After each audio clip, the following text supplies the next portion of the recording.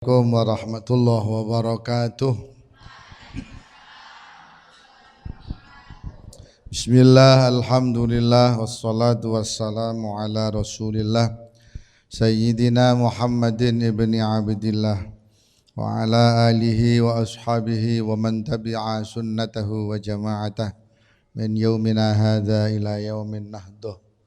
Hadaratal afadil al-a'izza, para alim, para ustad, wa nakhussu bidzikri panjenenganipun pengasuh Pondok Pesantren Adz-Dzikrah Kiai Haji Ahmad Wahyudi di Ma'izzuh.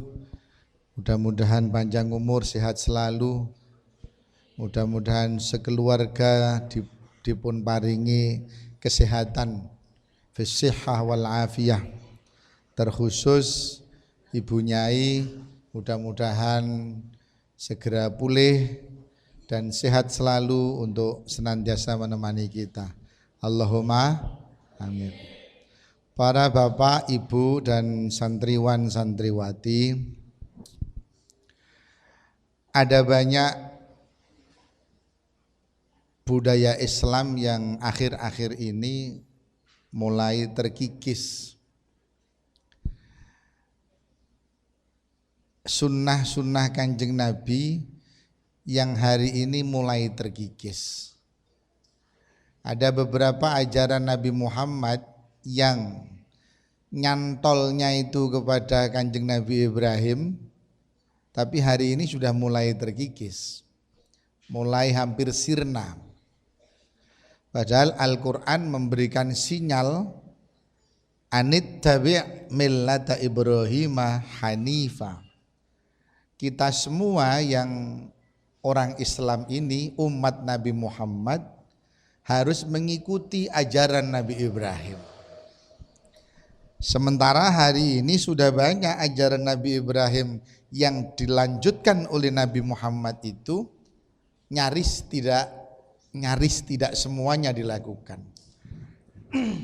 Di antaranya apa? Di antaranya adalah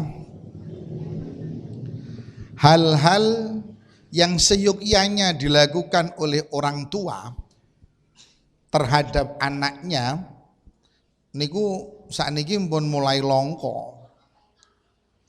Contoh, lare lahir niku, begitu lahir ini masih ada ini, begitu lahir diadzani, diqomati. Niki kan tasik kata kali niki. Karena wedi apa? Wedi kelebon setan. Pokok sing rada medeni ngono mesti jenengan rada wedi pokoke. Harus diadzani karena kalau ndak ini nanti kemasukan setan.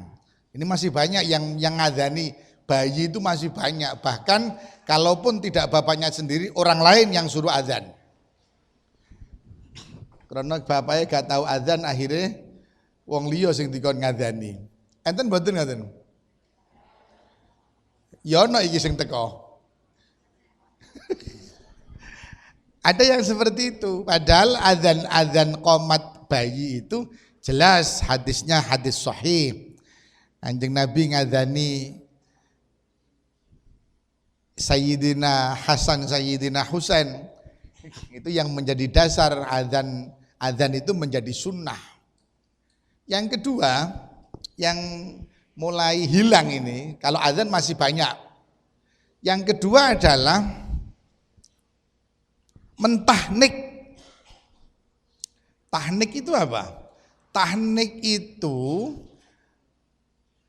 mencari keberkahan dari orang lain yang fasih lafaz Al-Qur'annya, hafal Al-Qur'an, alim. Untuk apa? Untuk mentahnik. Tahnik niku cara Jawane, jenengan gawa bayi jenengan kepada orang alim, orang yang hafal Al-Qur'an, disuruh untuk mamah.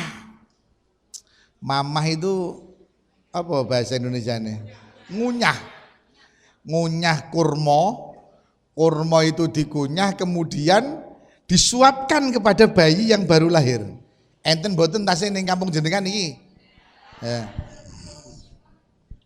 Sudah mulai hilang ini Pak, padahal ini sunnatur Rasul.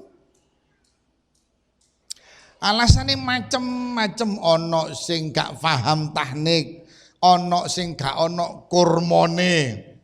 Kurmanya ndak ada Ustaz, ndak usah pakai kurma, pakai madu ndak apa-apa. Apa maksudnya? Agar bayi yang lahir ini lisannya fasih seperti orang yang mentahnik.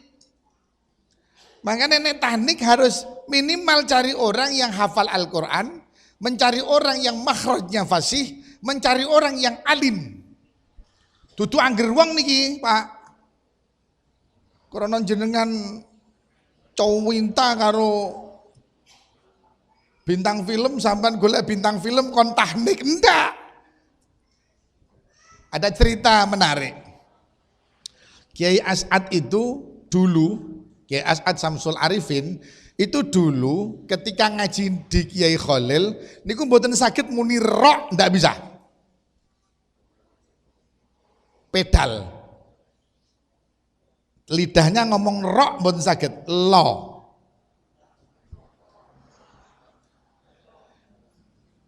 Ketahuan Kiai Khalil, saya bahasa Madura ndak bisa. Kiai Wahyudi kan yang fasih Maduranya. Kiai Khalil menegur, awakmu kok mau Quran seperti ini? Itu rok, lo. Terus gimana? Mangap. Disuruh kon mangap, Bu. Kiai As'ad itu ngomong, kon mangap. Didoni ning Kiai Khalil.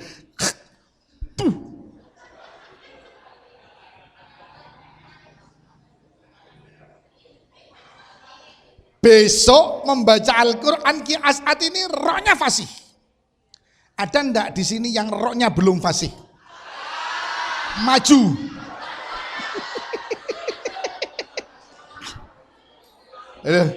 Serius saya. Maju. Tak idonane.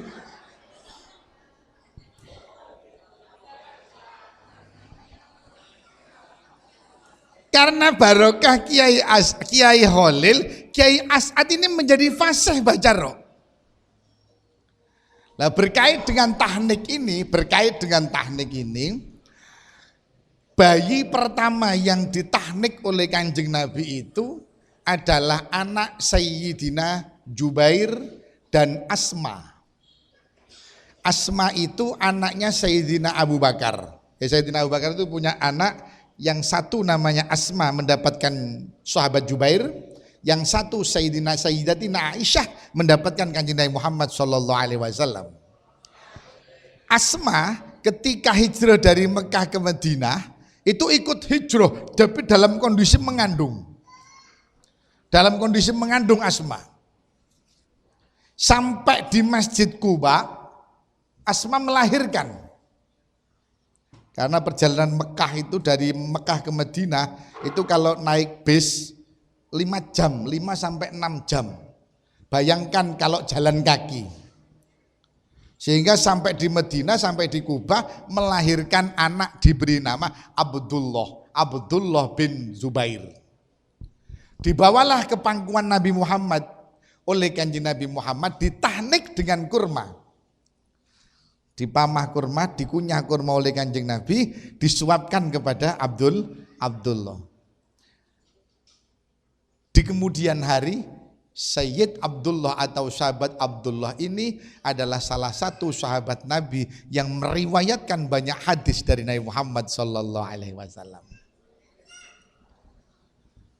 Jadi jangan main-main dengan sunnah Kanjeng Nabi. Iki sing wedok-wedok atau yang laki-laki kelak akan punya anak, jangan lupa lakukan ini. Cari orang yang solih, cari orang yang hafal Al-Quran, cari orang yang makhrajnya fasih, minta anaknya ditahnik. Niki sing tenggen kula teng Badian niku wah sudah jarang, Pak. Setahun durung karuan enek wong siji mentahnik anaknya. Kadang saya guyon nih, apa ibuke ditahnik pisan? Tahnik ini yang sudah mulai hampir hilang. Hampir hilang tahnik. Yang nomor 3 di kitab-kitab fikih Di kitab-kitab adab mesti ada yang nomor 3 ini. Ayyusammiyahu, memberikan nama dengan nama yang baik. Terus area saiki namanya mesti gawat-gawat wis. Soalnya njaluk nang kiai wis ndak usum, njaluke nang Syekhina Mbah Kiai Google mesti ya toh. Cari nama anak itu langsung golek Google. Anak laki-laki Islami, muwetu kabeh ning Google wis. Kenapa nama itu harus baik? Karena nama itulah nanti anak itu akan dipanggil di hari kiamat. Maka perbaiki nama-nama anak-anak. Niki wau namanya pun luar biasa. Alaina Zulfa Basyaiban, Alaina Zulfa Basyaiban. Niku diceluki Alin ya enak.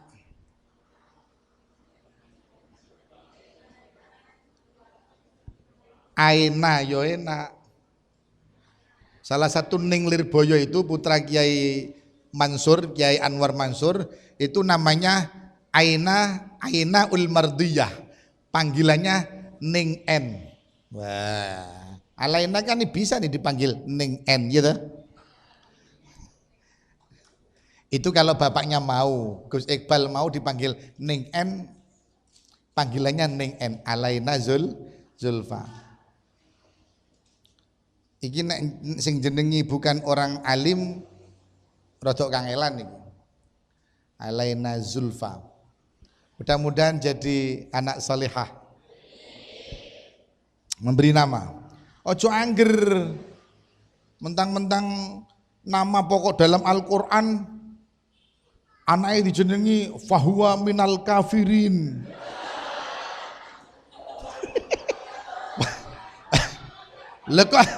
Kok bisa ini? Ini kan Quran ini Ustadz. Iya Quran bener, tapi anakmu ini bagian wong kafir.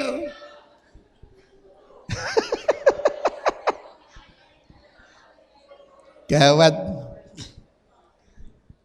Sekarang kan memberi nama itu kan, saya kemarin dimintai anak ponakan saya itu punya anak, minta nama ke saya. Tapi mintanya saya pingin yang Arabi Ustadz, tapi panggilannya rodok English piye ngono. Wow kan rodok mikir Pak, iki yopoi Arab tapi celukane rodok Inggris. Tak otak ate Al-Qur'an. Ketemu surat Maryam. Surat Maryam itu kan ada kalimat ini. Kana bihi hafiya, kana bi syaqiyya. Itu ada kan? Kana itu ya. Wo sing penak kanabi hafiya, kanabi zakiya. Wis pilihin wis kanabi pilihin iki. Celukane sinten? Can be.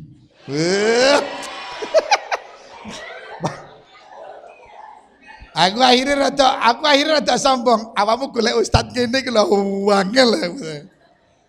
Oh bahasa Arab kon Inggrisno lho. Apa arti can be? Can be itu kan bisa ya, dapat bisa ya toh. Masuk. Wahire menjadi kemana-mana ini. Sampan kalau ingin anak sampan keren namanya ke Ustaz Jubaidi aja. Wong gambiran nang omah. Gara-gara nama Inggris ini.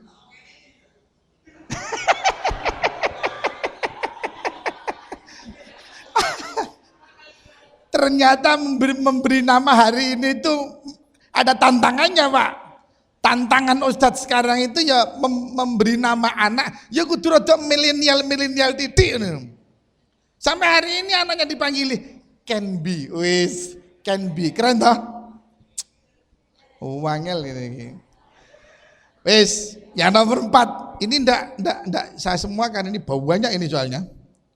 Sampai kepada nikah itu banyak ini. Yang nomor 4, wajiban seorang tua seyuknya berlaku kepada anaknya itu mengakekoi. Iki mulai jarang iki wis. Alasannya iki macam-macam. Ustadz, harga kambing sekarang mau mahal Ustadz. Lah anake sampean apa? Laki-laki kan harus 2. Sampean duit piro? Hanya 1. Beli 1. Nggak apa-apa disembelih 1 untuk menggugurkan kesunatan hakikoh. Penting Pak, Kanjeng Nabi sampai wekas ngeten lho. Kanjeng Nabi sampai memberikan wejangan begini. Al-ghulamu murtahanun bi'aqiqatihi. Anak itu tergadaikan dengan akikohnya. Nek durung diakikohi mu'allakun bainas sama wal ardi. Makanya nek wong tuwek ana anake mbeler, ana anake gak gelem ngaji, ana anake bebel, jangan salahkan anaknya, ilingono wis mbok akikahi apa durung. Karena rahasia akikah menurut kiai saya, rahasia akikah itu pada anak. Anak kok bebel, anak kok beler, anak kok tambeng, jangan-jangan belum diakikoi. Wong tuwek mesti ngomongnya begini. Bagaimana kalau belum bisa Ustadz? Ini kan kambing mau hari raya haji ini kan mahal. 1 mosok gak kuat, gak kuat Ustadz. Ya wes gak usah kambing, golek jago dibeleh, diniati ngakikoi anake. Beh jan, rokoke sedina 20.000, ngakikoi anake jago. Boleh ndak? Boleh. Karena prinsip akikah itu di dalam kitab-kitab fikih iraqatud dam. Pokok ada darah yang mengalir. Jago boleh, tapi kok cek nemenin lho. Tuku kelambine ibuke ae sampai 500.000. Kudunge tok wong wedok iku gak ono sing rega 20.000 saiki, Pak. Wong wedok iku kudunge minimal ya 250 minimal iku wis. Kecuali kudung sing dum-duman pilkada.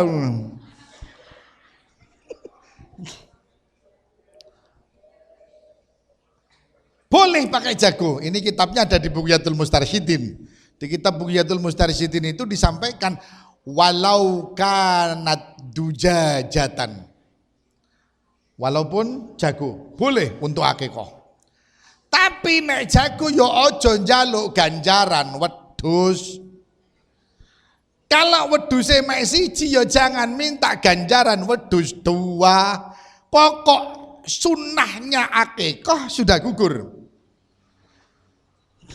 Kanjeng Nabi itu ngakikoi Sayyidina Hasan dan Sayyidina Husain itu kabasan. Penting ini akikah. Ini termasuk yang ditinggalkan. Hampir punah. Jarang wis wong ngakikoi anake. Wong itu ajarannya Kanjeng Nabi. Sing dapate ajarane Kanjeng Nabi ruwame saiki apa? Ulang tahun. Bah, ruwame nek ulang tahun. Semua tangganya diundang. Beli kue tar itu tidak mau yang harga 500.000. Apa iso ra main 500.000? 1,5 juta. Kue tar. Happy birthday to you. Happy birthday. Ya. Potong kuenya, potong. Gak dipotong kuene, kue dalam yang keluar. Kue tar lo dijarno seminggu.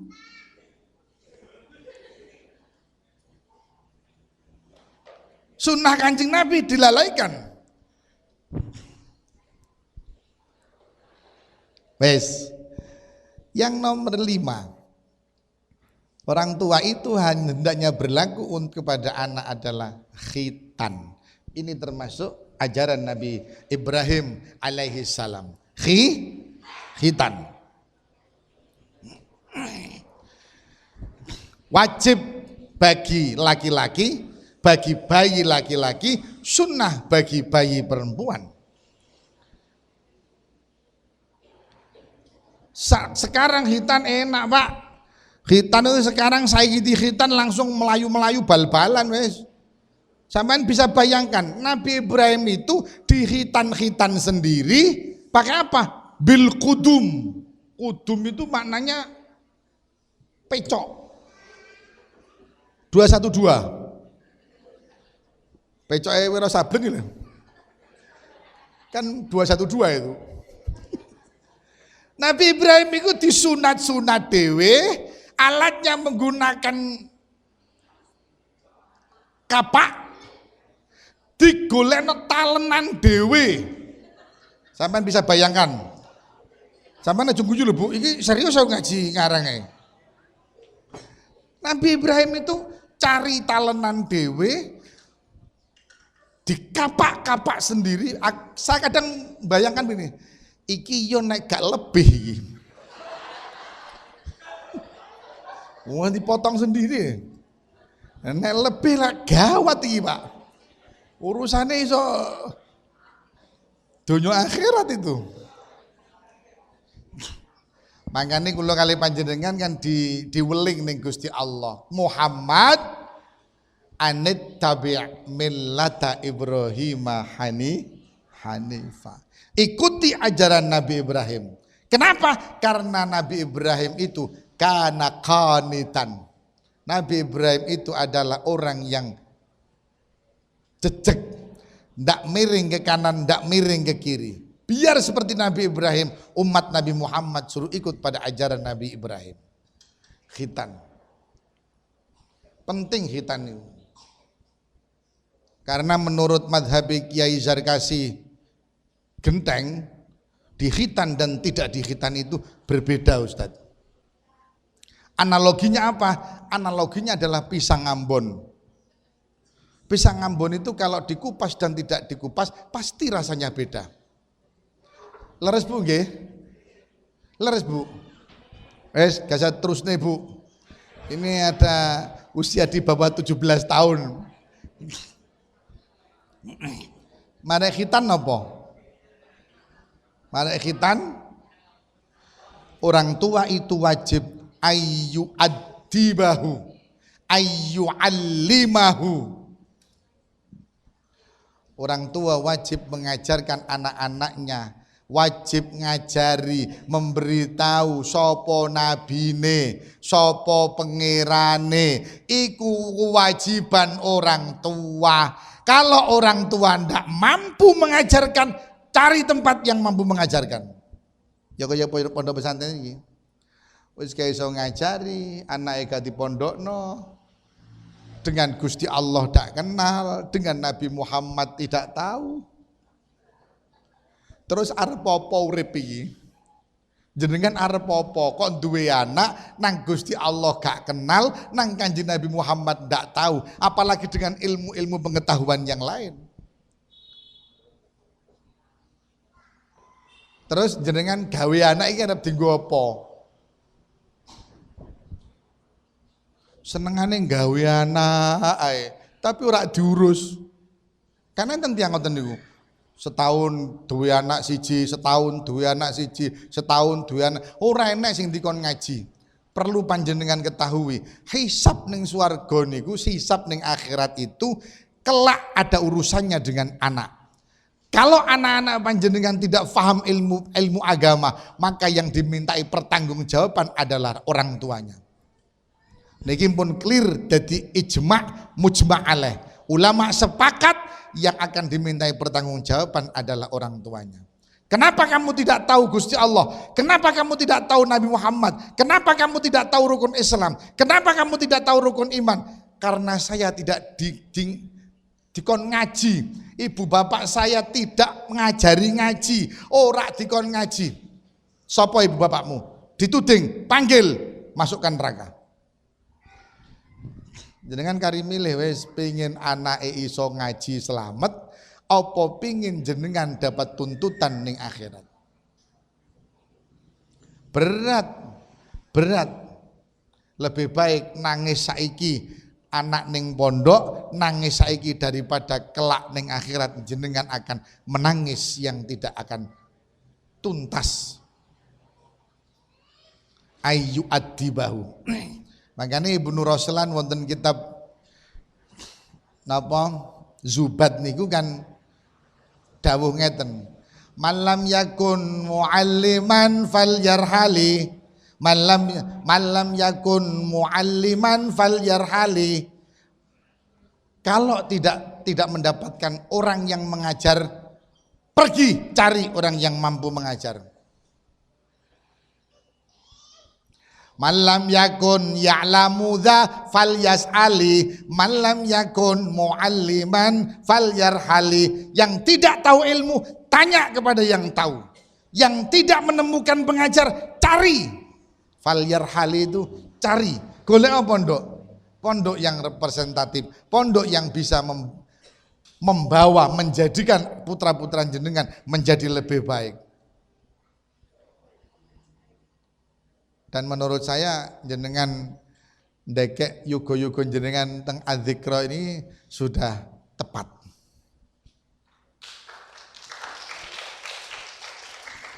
Kula ngeten iki duduk terus krono promosi utawa ngelem ndak.